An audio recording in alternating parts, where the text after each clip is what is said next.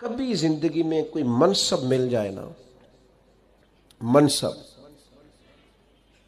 تو اس منصب کو اپنی زندگی میں بگاڑ کا سبب نہیں کرنا۔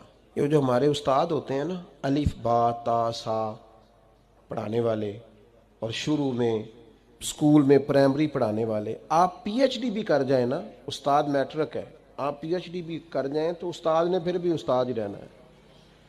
ہمیں نہ ذرا کوئی منصب ملتا ہے نا ذرا، یعنی جو کل کو تنقید کر رہے ہوتے ہیں نا، حکومت کچھ نہیں کر رہی، جب انہیں حکومت ملتی ہے نا، پھر ان کو پتہ چلتا ہے اوہو کچھ ہو ہی نہیں سکتا، خزانہ ہی خالی ہے، حالات ہی خراب ہیں، پچھلوں نے کچھ نہیں کیا۔ بھئی آپ کو منصب ملا، آپ بدل گئے۔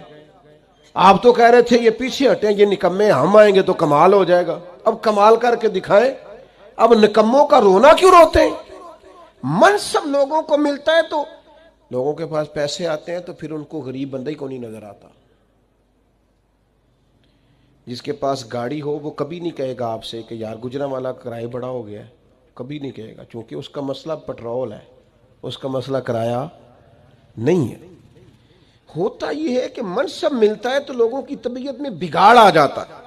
کوئی تو ہو نا جو آپ کو کہے وہ ادھر آئے نا، اس میں بھی ایک لذت ہے۔ اگر انسان کے منصب نے اس میں بگاڑ پیدا، ہمارے منصب ہماری طبیعتوں میں، بڑا ظالم نہیں جو اپنی اماں کو بھی کہتا ہے کہ میں حضرت ہوں، میں ٹیچر ہوں، میں مالدار ہوں، ابا جی کو بھی کہتا ہے۔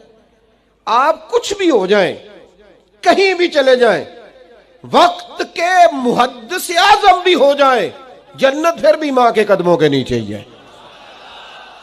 کیسے ادھر ادھر ہو سکتے ہیں آپ؟ اپنے مناصب کو کبھی بگاڑ کا سبب نہ بنائیں۔ میں تھوڑے دن کی بات ہے، ہمارے دوست کچھ پیار کرتے ہیں یہاں، زیادہ نہیں، تھوڑا سا ایک سسٹم ہے،